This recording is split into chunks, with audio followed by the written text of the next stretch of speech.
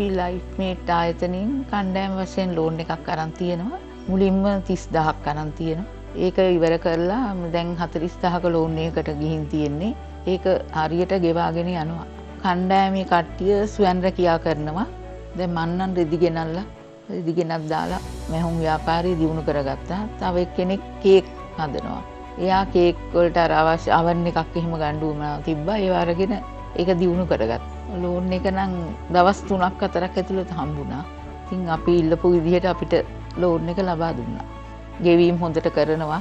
එහෙම කියලා තමයි අර හිටපු සර් කෙනෙක් මට කෝල් කරේ. සමිතියක් කරමුද කියලා අහලා. මම දැන් අවුරුදු 12ක් විතර කුලි ඇඳුම් වහනවා. රෙදි ගෙනල්ලා මහලා දෙනවා. ස්කූල් වල යුනිෆෝම් ඕඩර්ස් ගන්නවා. කොන්සර්ට් ඇඳුම්. ලයිෆ් මේට් එක හොඳයි. හොඳ ආයතනයක්.